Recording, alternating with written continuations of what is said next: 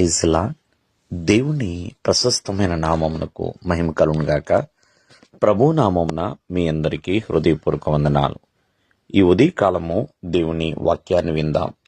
కీర్తనలు 23:5.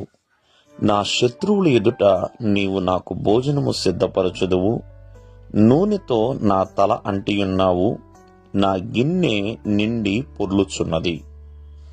భక్తుడైన దావీదు చక్కటి మాట సెలవిస్తున్నాడు, నా గిన్నె నిండి పొర్లుచున్నది అని.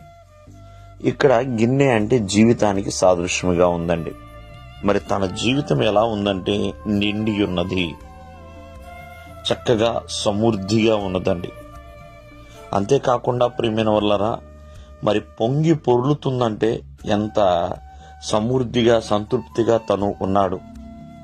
కావున మనము దేనితో నిండి ఉన్నాము? కొంతమంది చెడుతనముతో నిండిన వారు కూడా ఉన్నారండి. మనము దేనితో నిండి ఉండాలి? దావీదైతే చక్కగా చూడండి, సమృద్ధి అయిన ఆశీర్వాదంతో తను నిండి ఉన్నాడు. దేవుని కృపతో తను నిండి ఉన్నాడు. కాబట్టి కింద వచనాలు కావచ్చు, పైన వచనాలు కావచ్చు, ఆ దేవుని కృపాక్షేమము నా వెంట వస్తుంది అన్నాడు. దేవుని కృపతో తను నిండి ఉన్నాడు ప్రియమైన వల్లరా. అంతేకాకుండా పై వచనాల్లో మనం చూస్తున్నాం, యెహోవా నా కాపరి, నాకు లేమి కలగదు అన్నట్లుగా.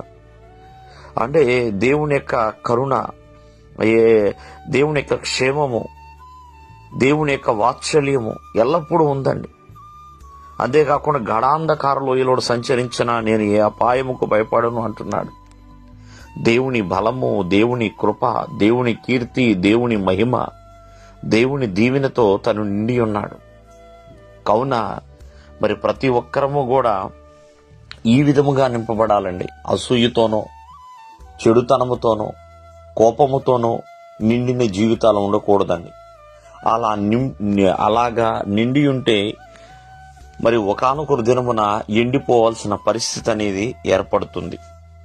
కావున మరి దావీదు వలె చక్కగా నా గిన్నె నిండి పొర్లుచున్నది అనే ఒక ఘనమైన సాక్ష్యాన్ని మనం కలిగి ఉండాలన్నా, ఎల్లప్పుడూ కూడా ఎప్పుడు కూడా ప్రియమైన వల్లరా దేవుని కృపని కలిగి ఉండాలి, దేవుని దయను కలిగి ఉండాలి, దేవుడి క్షేమం మన జీవితంలో ఉండాలండి.